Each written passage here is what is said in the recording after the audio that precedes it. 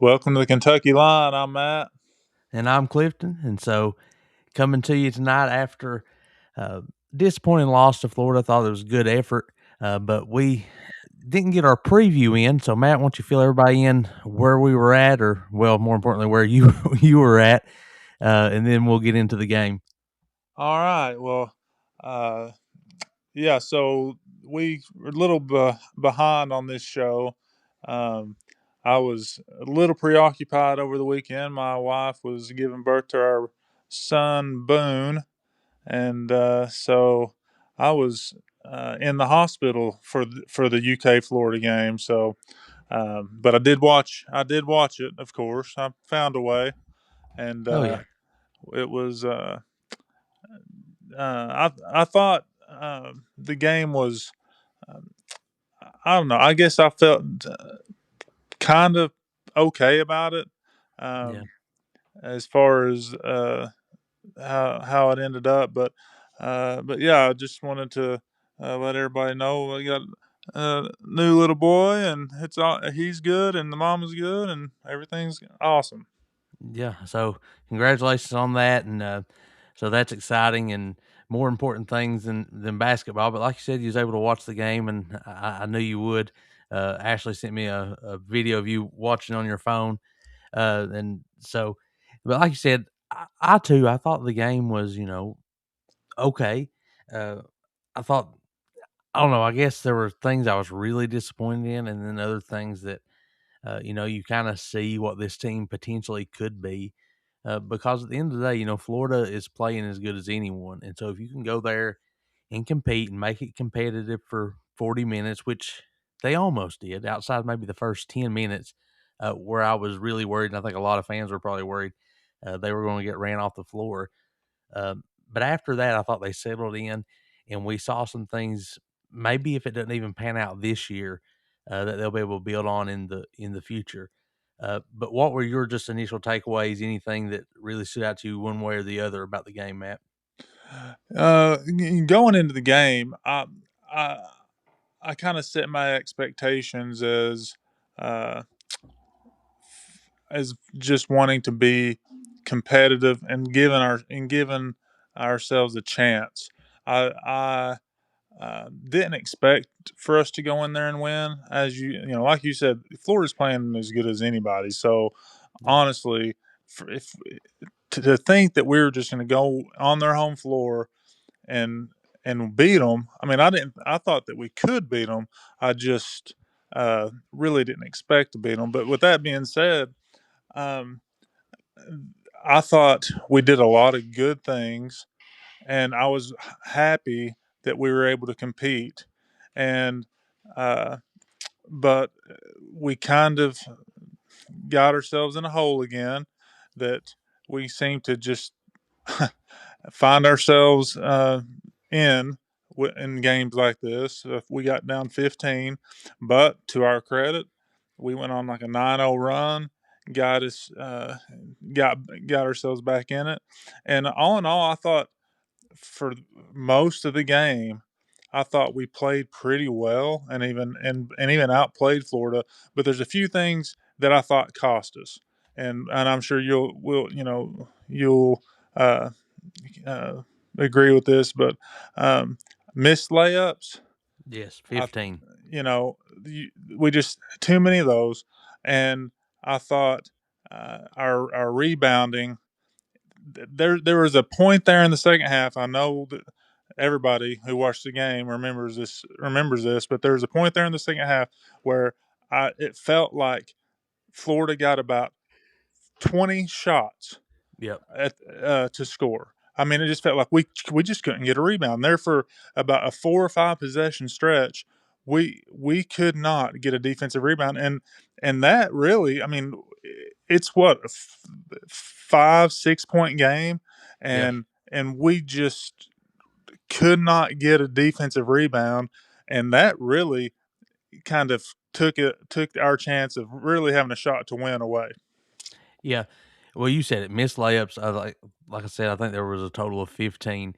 And then uh, it felt like every time that the Cats would get it, I think to four. I don't know if they ever got it closer than that in the second half. I feel like we'd either hit a lull or they would like have one of those possessions, like you said, where they essentially just shot till they missed. Um, and I thought the first half we rebounded okay, and in the second half, some of their strengths kind of showed up. Um, and I'm just, I guess the other thing I was a little concerned with was Owe. I just, I don't know. I felt like it was inconsistent effort. Um, and I didn't expect that from him. I think it probably, we've been talking a lot over the last couple episodes. He had kind of played himself back in contention for SEC Player of the Year. I think that's probably done now. You can't go, I don't think, to Florida and have one of those four. I think it's 4 for 14, 0 for 3 from three, and just really, even though his scoring went there, he got to double figures. His defensive effort wasn't consistent. And I thought we just needed to have a chance to get over the top. We really needed him to be stronger. I thought Aberdeen did, pretty well, but I thought Chandler was one of the two big standouts to me, and he's really come along late. And I think he's someone we need to be getting more shots um, for. He's someone I think he's ready for that next step to maybe alleviate some of that offensive pressure from Aberdeen and Oway. And I would like to see him get 15 shots a game, and especially the way he's shooting it right now. Well, Chandler is, like you said, continues to shoot the ball well, and and I think our most consistent shooter right now. Oh yeah, without Um, question. and so yeah, he's got to continue to do what he's doing and get us more shots. But yeah, I thought Owe, Owe was just when he doesn't have it offensively, it seems like his defense he struggles defensively too to Yep. to get that effort that we need. It He has a positive correlation with his or negative correlation with with his offensive defense, Hmm. and his offense seems to feed off his defense when he's really engaged on that end of the floor. And there's a few times in that game where we've seen it throughout the year where he just is doesn't hustle when he's going to out to close out on his man. If he's kind of lagging in to help, he just a step slow one closing out uh, or whatever. It just isn't quite there, and um, that showed up again unfortunately in Florida. And I thought and then I thought our bigs in the second half, even though Moreno had 11 rebounds, and that's good, but I just thought our big men got out uh, hustled on the boards and out toughed on the boards in the second half because we were getting there were plenty of times where we would actually get a hand on a ball and Florida just Took it. kind of outplayed us. They wanted it more, and you can't go up and grab. There's a couple times where Malachi he goes up kind of just with one arm, thinking, "Oh, I've got the rebound," instead of knowing and being aware that you can't just go up like that. This isn't Great Crossing High School anymore. You Right, and know, especially Florida because they have size at almost every position, and especially when you're talking about someone like Chinaloo, I mean, he's tough enough. He's going to take it from you. You yeah, have to and have it, two hands on the ball and then secure it, and still take care of it, because they have some men playing for them. Yeah, and that's exactly right. They that's what they did. They took it from us. There are 4 or 5 rebounds in the second half where they just took it from us, Yeah, and and rebounds where I thought that we should have had, yeah, and and I thought that was all, we may not have won the game because we still missed layups and things like that, and we may have gotten some of those rebounds. Uh, and we may or may not have scored, but they scored. I think there for 4 or 5 straight possessions, they scored on their second or third opportunity. I don't think they scored one time on their first shot on in that stretch where they pushed it from uh, put. I think they got it back up to 14. It was like a 6 point game, Yeah, and I think it got back up to 14 on just second and third attempts because we could not get a rebound, yeah, and and that was the difference of us to me and us having a real legitimate chance of uh, having a shot at the end to win the game. And then again, of course, we missed a lot of easy shots that we yeah. just, I think I saw a stat. Uh, Maybe it was KSR that posted it. I can't really remember. I was kind of uh, all over the place this weekend, but I think it said we're shooting like 57% on our layups this year. Oh, that's terrible. That's Now terrible. I want to say that's what and I don't hold me to that, but I swear I think that's what it said. That That is sounds accurate bad. because we miss a lot. Well, I mean, 15 in one game is absurd. Yeah. So I believe it. I mean, I would say we were well below the 57% mark in this game. You did mention Marino, and like you said, I thought in the first half he did a little better rebounding. Uh, Mm-hmm.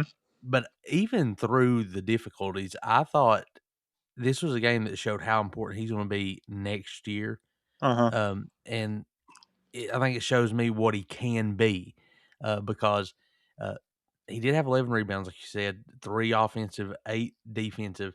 And just to be able to go in there with a team that they've dominated a lot of teams physically. Um, and Kentucky in total, they were out rebounded by 8. And I'm pretty sure I was reading earlier today that was actually the best margin anyone's had against them in SEC play.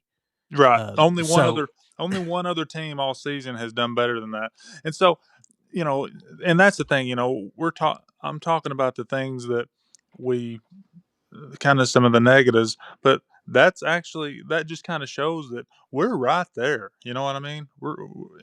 And so there's some positives to take away from this game, but yeah. and the other thing though, I think it depends how you look at it, uh, and I think depending on which UK fan you are, if you're optimistic or pessimistic, is going to determine how you look at this. On one hand, Kentucky really did not guard the three well for long stretches in the first half, and then especially with I think it was Calvazar number 7 Hmm. in the second half. They left him 2 or 3 times in like a 5 or 10 minute stretch, and after a guy like that who's a known shooter has a pure stroke, once he's able to see a couple go in, you can't leave him for any reason. Uh, and Xavier Lee was kind of the same way. I think they ended up 36% as a team. And so on one hand, you could say, well, that's bad defense. You should make those adjustments. But I think part of that's probably a game plan because Florida through the season has not shot well, and if No. if if they shoot their percentage, which is in the low 20s, this very well could have been one that Kentucky could have stolen, even without Oweh playing good and even being out rebounded. But part of that is at the end you let them essentially, like we said, they were rebounding so well, they were shooting until they made one. And so when you did get a miss, a lot of times it was still end up being a basket or another look at it. Uh, so I think there's a lot Kentucky can take from this, and like we said, it's just depending on how you want to look at it. On one hand, I think they've showed this is a team now that has improved enough they can go and get to that second weekend. And I think, moving forward, these last 6 games are going to determine if there's anything or any hope beyond that. And so I'm just looking forward to seeing what they can do, carry over some momentum. And I think this can't be a game where, like tomorrow night, you let Florida beat you a second time. You got to Yeah. refocus. You got to shake that off. You got to say, all right, what did we do well that we can improve on, and what can we do better that makes sure, we're kind of beating everyone that's not at the tip top of the conference. Yeah. Well, it shows. I thought the game just shows that we can play with anybody. Yeah. Um, Florida. I feel like Florida is playing as good as anybody in the country, and Yes. we went on their home floor and we took some punches, and we didn't play particularly great. Um, but we did some. Aberdeen stepped up and single handedly had a spurt there where he played really good, and Chandler obviously hit some big shots, but we didn't play great, and so I think that it's encouraging if you, uh, depending on uh, how you look at it, it's encouraging that this team is still, I think, moving in the right direction. And though the 3 point shooting, I think a lot of that was, unfortunately, Florida's not a good 3 point shooting team, but unfortunately we were leaving the guys that can make threes open. Yep. Um, you know,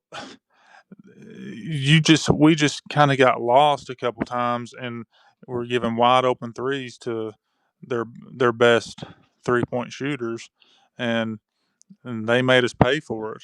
And but all in all, like I said, I'm pretty happy with uh, our effort for the most Yeah. part, and happy that we were able to be competitive. Now that shows us to me that tells me that um, I've got a lot more confidence that we can beat them when they come to Arena, because if we go down there and we Yeah. lose by 30, I've got pretty much No no shot. Yeah. no, no confidence that we would beat them even at Rupp. But I feel like we can beat this team, and so yeah, we just have to take care of business and beat the teams that we should beat. Yep. I agree 100%.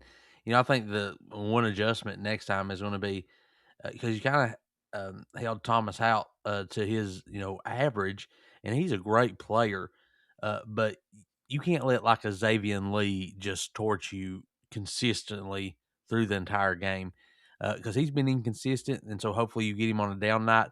But you have to be physical enough where someone like that can't consistently get his shot off, even though he's a good ball handler and things. But there's no reason he should have 22 on you and just be able to kind of do whatever he wants. You have enough, good wing players that should be able to at least disrupt that a little bit.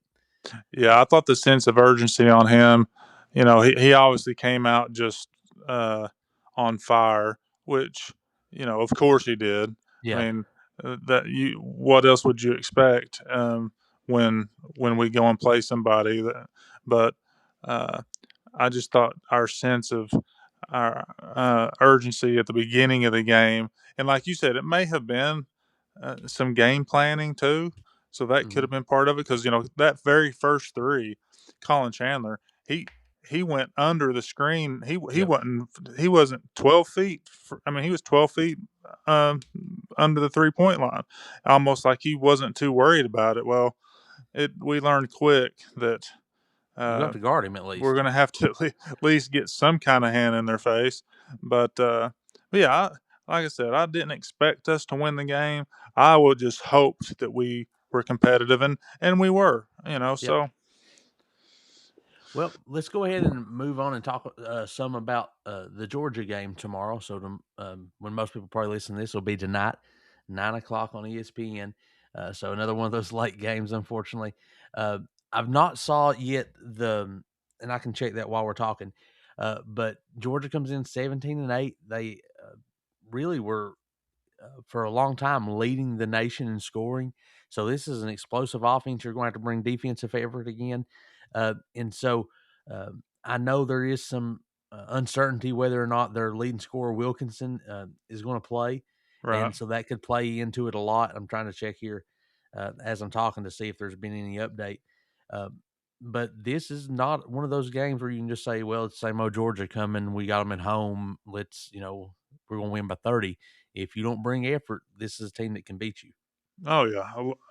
Well, just like I think we say this every game that we've played so far this year, especially in the SEC. Um, Listen, we've Georgia is pretty good. I mean, they were well into the season, the number one scoring team in the country, and they're athletic, and they're athletic as they can be, and so they're going to get on the boards, and they've got that cat. I can't think of his name. That's in that their big man. What's it? Surreal. Gosh, that guy. Santos Cyril. He Yeah, was that like guy. He Kentucky destroyed us led for him a last long year. time before Cal left, and he probably would end up being like maybe the center um, if Cal had ended up staying here at Kentucky. And athletically, he's just a freak, and he's one of those guys. If Marino again, if you're not strong with the ball, if you're not willing to go in there and fight, he'll take rebounds from you. No, yeah, he is a well. If you remember, he destroyed us last year down Yep. there. Um, I mean, he's a big old kid and strong, athletic. So we're going to have to put a body on him. And Moreno's got his work cut out for him. And but like I said, they're athletic. They can put points on the board. And obviously, if their leading scorer doesn't play, that really hurts them. They He just just came come off the out. He is loss. playing, so everybody's available for them. Okay, well, Yeah, within the last hour, they released their injury report, so they'll be at full strength. And so he's missed the last two games. Maybe he's a little rusty, or maybe he's just ready to go. He's kind of a high volume shooter, averages about 17 a game, and that's just averaging 25 minutes a game. well, that sounds to me like that's a this sounds to me like a job for Otega Owe Yeah, to because he seems to thrive when he's got the assignment of guarding the other team's best player. Because, like I said earlier, his offense uh, feeds off of his defense a lot of yeah. times, and it just seems like he plays when he's playing well on one end, he's playing well on both ends. He doesn't seem to have a game where he's not playing uh, good on one and bad on the other. It kind of feeds on One or itself. the So, other. Yeah. yeah, I think Owe. My guess is they'll put him on Owe on that guy, and then, like I said, this team's athletic. They'll be trying to take us to the basket, and so Colin Chandler's going to have to uh, really play, move his feet and stay in front of his man. And like you said, this team will beat us if we're if we're Yeah. not ready. Yeah, you can't kind of have a hangover game from Florida, so I'm looking forward to that. Well, before we get out of here, let's talk. We kind of neglected a little the last couple talk some high school sports. We got 1 week left going into the finale here of the regular season, and so. First, let's talk about, and it's something we were talking about when I come saw you in the hospital there Saturday. uh, I guess it's the 49th district. They kind of made a little bit of news this week as kind of your three 1A schools, those smaller schools in Oneida, Redbird, and Jackson decided by a 3-2 vote that next year they'll go back to a blind draw for the district tournament.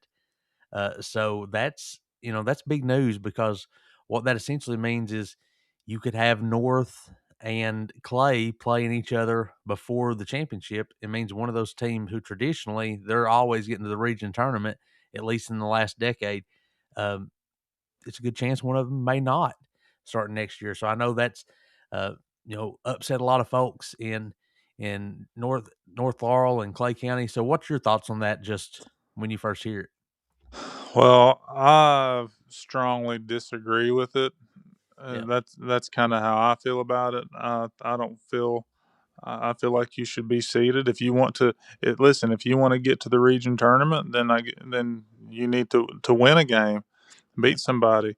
If you can't, if you just can't beat anybody, then sorry, but yeah. this this isn't um, participation trophy basketball. This is if you're good enough, then fine, so be it. But I remember a day when Redbird Yeah.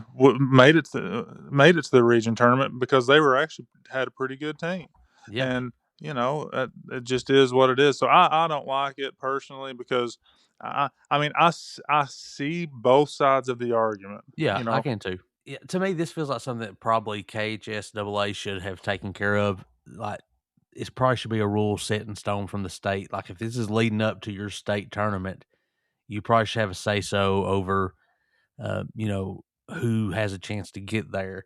And I think ultimately you want the top teams having a chance at the region because, you know, anything can happen. And, you know, and there's some districts, if they were doing this, there could be state contenders get knocked out and not even get to their regional tournament. Uh, so, yeah, I'm like you. I can see both sides, and I understand the folks at Jackson County and Redbird and Oneida. They're kind of behind the eight ball. They're smaller schools, and it's like our entire region. You know, our population's kind of declining in a lot of the mountains here. So I understand they're behind the eight ball and they're doing what they feel like is best for their kids. But at the same time, you know, you kind of have that competitive spirit, and you want to see, um, you know, you want to see the best teams move on, and is exactly what I got to do Saturday night after I left the hospital. Came home, watched the Cats, and then went back to Bell County, where I'm gonna be honest, man, it was one of the best high school basketball games I've seen in a long time. We've talked about it really since we've started the podcast. We've had, you know, Valentine's Day circled, said, you know, these are the two favorites in the region, Bell County and North Laurel. They're going to play, and uh, it's rare for a high school game to me to live up to the hype. I was talking with a guy that I actually do some, you know, play by play. I do the color for him in football season, um, and he does a lot of basketball games. I think he said tonight will make his 57th game he's called this season. And he said on average, most nights games are ending 20, 30-point blowouts. And this game was anything but that. Bell County comes in and wins 64-59 in overtime in what was just a classic game that I'll remember for a long, long time, where you saw not only two good teams, you saw a lot of individual talent, and I thought every one of them played up to their standards. And it was just a great ball game. That, you know, Bell County was at home; they come out with the win, um, but it was great, and I can't wait for the region tournament. We'll be back to talk about it later in the week. Talk to everybody later. Go Cats!